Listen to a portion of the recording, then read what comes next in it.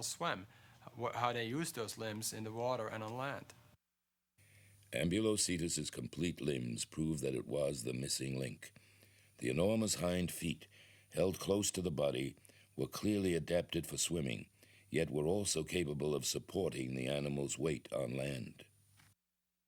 If you think, for instance, of recent seals or sea lions, those are animals that spend most of their time in the water, but they come back to land to do copulation, to give birth, to suckle their young. But pretty much everything else is done in the water, and probably whales went through a stage like that. Though Ambulocetus was a stunning discovery showing a critical step in the evolution from Mesonachid to Basilosaurus, the remarkable parade of fossil evidence was not yet over. For Ambulocetus was an animal that swam with its feet like seals. When did whales evolve into creatures that swam primarily with the use of their tails? Shortly after Thewissen's discovery of Ambulocetus early in 1994, Philip Gingrich found yet another whale, this one called Rhodocetus. In its tail, Gingrich found a key adaptation. Whereas the tail vertebra of early whales had been fused, enabling them to support themselves on land, the tail vertebra of Rhodocetus were detached from each other. It was a critical moment in whale evolution because the tail of Rhodocetus could move freely up and down, propelling the animal through the water.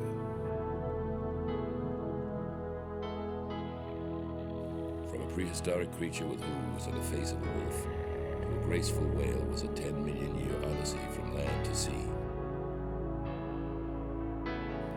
As their mastery of the seas became complete, whales would continue the drama of evolution, diversifying into new and breathtaking creatures. For paleontologists, these were the discoveries of a lifetime. In the space of little more than a decade, from 1983 to 1994, the often stingy fossil record had revealed an embarrassment of riches.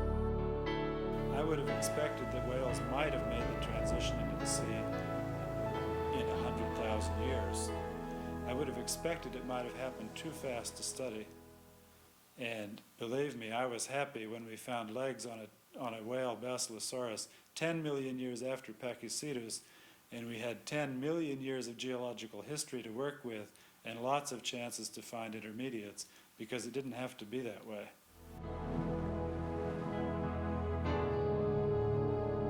This then was the remarkable tale of the mammal's return to the sea. Some 300 million years after the first fish ventured out of the water to colonize the land, a mammal would begin to reverse the process. 50 million years ago, the dinosaurs are long gone, and mammals reign supreme. Among them are the strange Mesonachidds. The competition among mammals for food is fierce. Mesonachidds, ranging along the waterways in search of a meal, find the water more abundant than the land. Those that venture farther into the water survive. Those who don't die out. Their only legacy will be in the sea. Mesonachidds develop into Pachycetus, similar but with fish-eating teeth. Pachycetus is at home both on land and at sea. In a few million years, the seas have become the home of these creatures more than the land. But still they come ashore for the crucial part of their lives, mating and bearing their young. Pachycetus has become the walking swimming whale, Ambulocetus natans.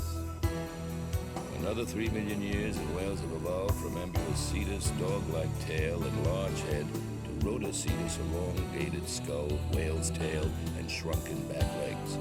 It can go ashore easily, but much prefers the sea and may even bear its young there. Another few million years and whales have evolved from the seal-like Rhodocetus into the sleek, elongated Basilosaurus. They are utterly dedicated to life in the sea. Its tiny legs are useful for nothing more than hanging on during sex. It is a primitive whale and a fierce competitor.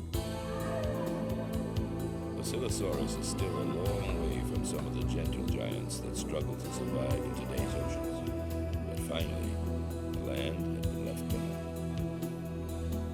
such an evolutionary adventure could occur once is truly remarkable. That it occurred twice is astonishing, but clearly it did. About the same time that the strange Masonic was testing the waters of Tethys and finding them to its liking, another ancient creature took the plunge. This one larger, slower, and distinctly elephantine. Its gentle descendants would give rise to tales of mermaids and sirens. They are sea cows and manatees. Today, these delightful creatures are a rare sight. Only 3 species remain, and there are only a few thousand of each. The excavations at Sharktooth Hill reveal that in the past they were plentiful. Here, Larry Barnes has found fossils of manatees, some of them very similar to today's, and some of them very different. One of the really exciting things about discovering new kinds of fossils is that we can find things that are totally extinct. Take, for example, this animal, which is neither a sea lion nor a walrus. It had 4 upper tusks and 2 lower tusks. And this lineage became totally extinct of natural causes at about 6 million years ago. Today we have left only sea lions and only walruses. So this is a totally unique kind of animal that we would not know about unless we studied fossils. Many mysteries related to the evolution of land mammals into sea mammals still remain. Their bodies had to have undergone monumental adaptations to allow them to eventually stand the atmospheric pressure of deep ocean diving. When a mammal or reptile unused to underwater pressure rises too quickly from deep water, they will get what is known as the bends, or decompression sickness. Modern whales never get the bends. Their bodies are fully adapted.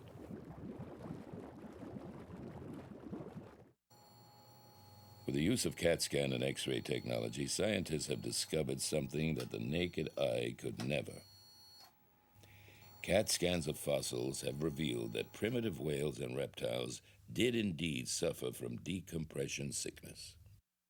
We found by accident that mosasaurs, marine lizards that died about 65 million years ago, developed bends. It then turned out that within a specific genera, within a specific group, every single animal developed it. The question is, when did the modification take place that protected from the bends? Bends is certainly not helpful to survival, and so we started looking at this question in other marine animals and contemporary animals. The most classic area of investigation would be whales. And we hope to answer the question, did whales have bends? If they did, when they developed bends, and by analogy, when they started deep diving, and when they developed the modification that protected them from the bends. This fledgling study of decompression sickness in whales is growing rapidly. It won't be long before scientists will be able to determine the exact whale species that was the first to be fully adapted to life in the seas. By 1861, just 2 years after Charles Darwin published The Origin of Species, his bear-to-whale hypothesis quietly disappeared from subsequent editions. Scientists today admit that Darwin's unsupported speculation was not very scientific. First of all, I wouldn't dignify Darwin's swimming bear speculation with the name theory. It's not a theory. It's one paragraph that he wrote as a throwaway in The Origin of Species. It was an egregious speculation, and he got a lot of flack for it, as he should have, because it was a silly speculation. Not necessarily false, just silly. It had no evidence to support it. Yet Darwin's idea of a land animal evolving into a whale had been amazingly accurate. The only difference was that instead of a bear, whales evolved from wolf-like creatures. For scientists, it has been clear for a long time that whales had land ancestors and that therefore somewhere there must have been these transitional forms. It's nice to now actually have the real fossils so one can show some of the skeptics that these animals actually existed, these animals that scientists had dreamed up for over a century, that they were actually there. The real fossils are now, have now been found. If you're satisfied with a story you make up about how transitions like this happen, fine.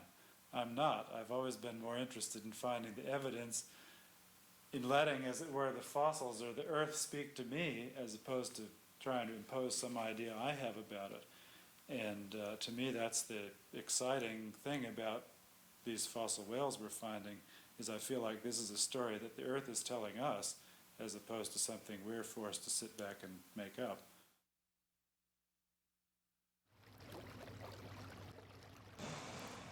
The story of how whales return to the sea is an extraordinary tale. Who would have believed that a fish would grow legs, crawl out of the sea, and turn into a staggering variety of creatures, among them the dinosaurs? More extraordinary yet, that an animal would millions of years later shed its legs, return to the sea, and grow to be the largest creature that ever lived. But they did. In an evolutionary leap that seemed impossible, they gone back to the sea.